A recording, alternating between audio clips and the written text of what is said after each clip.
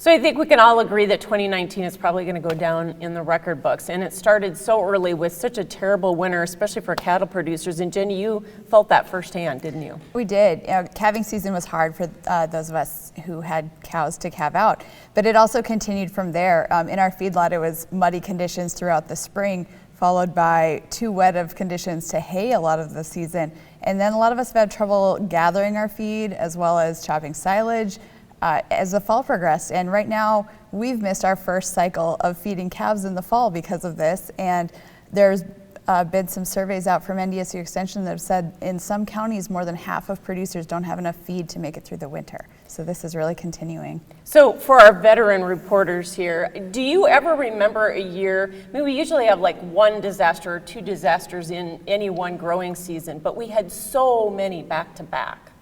Yeah, well, I think as you talked about starting so far south and moving up so far north, it's just been unbelievable, and the impacts on certain crops have been unprecedented. The sugar beets, where you have a third of the crops in the various co-ops up here being left in the field. Potatoes, same deal, sometimes half or even someone's production being completely unharvestable. And some of those frosts and freezes that take a part of the crop, especially in potatoes, can wreck the whole thing, because then you can't bring any of them in because they'll make the rest of them spoil. What do you think, John?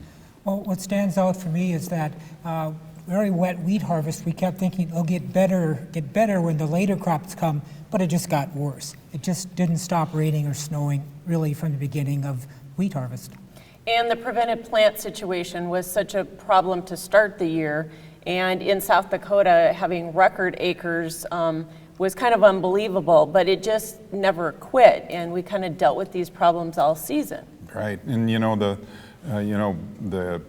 on prevented plant, that meant that people needed to take care of those acres. And one of our stories had to do with the people working in their cover crops and having to rustle up a bunch of seed that they usually wouldn't have to plant, trying to make some feed for the next year. So that was another thing where you see the counter moves that farmers try to make, and you also see how crop insurance has changed over the years to be a safety net that farmers didn't have the last times we had some of these disasters. So I was, I'm interested in how that's, of some help. So Jonathan, as you talk to producers, you'd probably talk to a lot of older farmers that said they had never seen any year like this either, right?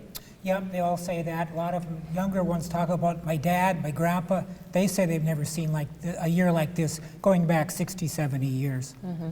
And Katie, you got to ride with your dad at the farm when you guys were trying to harvest, and so you got firsthand knowledge and experience with it too. It was very ugly and tough to see. It's really been taxing on the farmers. It's by far the latest harvest ever. I'm the first of the 5th generation of my family, and no one has ever seen it like this on the farm. So there's still corn standing in the field in our farm fields. So let's talk a little bit about what that has meant. Increased drying. We've had low test weights. We've had very poor quality crop that a lot of producers now aren't going to be able to sell, right? Right, and some of the crop insurance dilemmas about how much those things are helped from crop insurance versus how much they're penalized for in the marketplace is another issue. So it's a lot of it is unprecedented, and it's also interesting with social media. You get pictures of a lot of these things that people share with each other about this vehicle being locked in the soil, or people adding tracks. I know you had that story. We had stories on more people buying tracks for combines this year so that they could get through their corn without worrying about getting stuck in those low spots. Mikkel had the story about the tracks on the sugar beet digger. And we also had the silage story where people were using manure wagons to chop their silage because they couldn't get trucks in the field. And so there's been a lot of moves just to try to salvage whatever there is out there. Yeah, producers got very innovative, but I was interested to see how quickly the companies adapted as well. And Mikkel, I know you did some stories on that. Right, we had the story with the sugar beet harvester where they're putting tracks on these ever larger sugar beet diggers so that they can get through these fields. It's also interesting to see how the whole industry, farmers through manufacturers and so on, can kind of meet these challenges. And sometimes the solutions are too late for this year. Maybe they'll only make 5 or 6 of these machines this year, but they'll see that they can get them to work, and then there'll be something that's more ordinary in future years. So here we are, it's December. We still have producers that are out in the field combining corn, which is scary to me because it means we're going to have a lot of this same scenario next year again, don't you guys think? Absolutely. A lot of high correlation. When there's a late fall, there's also a late spring. So that's being talked about a lot. In fact, there's some producers that are already saying, I know I'm going to be taking prevented plant again next year, right?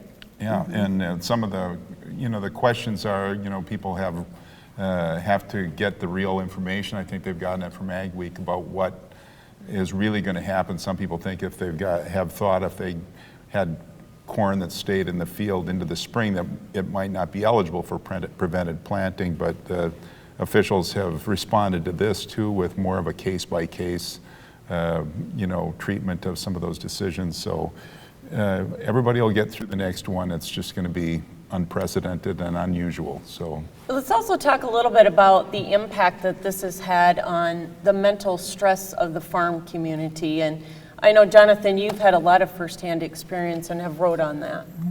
There's been a lot of attention, and rightly so, on the physical and the financial challenges, but more so than any year I can remember, there's also been a great deal of attention on the emotional challenges, the mental health issues, stress and frustration and depression.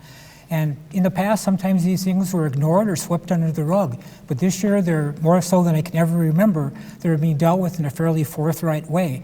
I think that's a tremendous achievement and a tremendous step forward for our society and for upper Midwest agriculture in general. And we talk about that there are a lot of resources available, right, Katie? Yeah, we've talked a lot about the resources, and hopefully people are utilizing them and feel, I think we have an increase of social media among farmers, and they're maybe finding ways to connect with peers that they wouldn't have otherwise known, and then also connecting to those resources. We've tried to highlight them as much as possible, but we hope they're reaching the farmers in need. So Rose, from your perspective, do you think that the consuming public gets what a devastating year it has been for farmers? I think people understand what a terrible year it was for farmers, and when we hear potato crop left in the ground, sugar beets left in the ground, we think, what's going to happen to the prices of potatoes and sugar? And I know there's a lot of concern among consumers, grocery buyers, about what some of these things are going to mean. Yeah, we've been hearing maybe there's going to be a French fry shortage even, haven't we? yeah, it's always interesting to see how a little bit of information in the market can go to the other extreme. I don't know that what we're seeing up here is going to lead to a French fry market shortage, but somehow I think they'll find some fries. Yeah. The other thing that has been, I think, almost hard for producers to believe, and they've been very frustrated about it, is the fact that we have all this devastation across the entire Corn Belt. It wasn't just the Dakotas or Minnesota, it was into the I-states.